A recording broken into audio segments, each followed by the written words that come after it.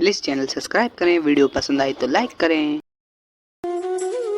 हर किसी को मालूम है कि गणेश जी को मोदक और मिठाई कितनी पसंद है। शायद इसलिए भी वो किसी के भी निमंत्रण को स्वीकार कर लेते हैं और पेट के साथ ही मन भरकर मिठाई खाते हैं। एक बार की बात है, धनपति कुबेर ने भगवान शिव और माता पार्वती को भोज पर बुलाया, लेकिन भगवान शिव ने कहा कि मैं कैलाश छोड़कर कहीं नहीं जा सकता हूँ, और पार्वती जी ने कहा कि मैं अपने स्वामी को छोड़कर कहीं नहीं जा सकती। तब उन्होंने कहा कि आप हमारे स्थान पर गणेश को ले जाओ। वैसे भी उन्हें मिठाई और भोज बहुत पसंद है आते। तब कुबेर गणेश जी को अपने साथ भोज पर ले गए।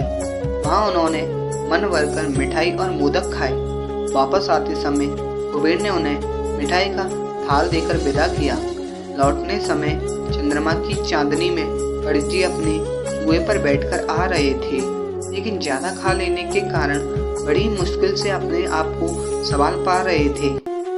उसी समय अचानक चूहे का पैर किसी पत्थर से लगकर डगमगाने लगा, जिससे गणेश जी चूहे के ऊपर से गिर गए और पेट ज्यादा भरा होने के कारण अपने आप को संभाल नहीं सके और मिठाइयाँ भी यहाँ वहाँ गिर गई। यह सब चंद्रदेव ऊपर से देख रहे थे। उन्होंने जैसे ही गणेश जी को गिरता देखा तो अपनी हंसी रोक नहीं पाए और उनका मजाक उड़ाते हुए बोले कि जब खुद को संभाल नहीं सकते तो इतना खाते क्यों हो। चंद्रमा की बात सुनकर गणेश जी को गुस्सा आ गया। उन्होंने सोचा कि घमंड में चूर होकर चंद्रमा मुझे उठाने के लिए किसी प्रकार की सहायता नहीं कर रहा है और ऊपर से मेरा मजाक उड़ा रहा है। इसलिए गणेश जी ने चंद्रमा को श्राप दिया कि जो भी गणेश चतुर्थी के दिन तुमको देखेगा वह लोगों के सामने चोर कहलाएगा। श्राप की बात सुनकर चंद्रमा घबरा गए और सोचने लगे कि फिर तो मुझे कोई भी नहीं देखेगा। उन्होंने शीघ्र ही गणेश जी से माफ मांगी। कुछ देर बाद जब गणेश जी का गुस्सा शांत हुआ तब उन्होंने कहा कि मैं श्राप तो वापस नहीं ले सकता, लेकिन तुमको एक वरदान देता हूँ कि अगर वही व्यक्ति अगली गणेश चतुर्थी को तुमको देखेगा तो उसके ऊपर से चोर होने का श्राप उतर जाएगा।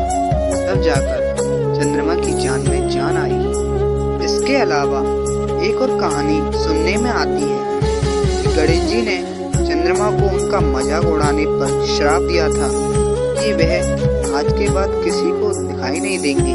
चंद्रमा के माफी मांगने पर उन्होंने कहा कि मैं श्राप वापस तो नहीं ले सकता, लेकिन एक वरदान देता हूँ कि तुम माह में एक दिन किसी को भी दिखाई नहीं दोगे और माह में एक दिन पूर्ण रूप से अमावस्या पर दिखाई दोगे। बस तभी से चंद्रमा पूर्णिमा के दिन पूरे दिखाई नहीं देते हैं और अमावस्या के दिन नजर नहीं आते।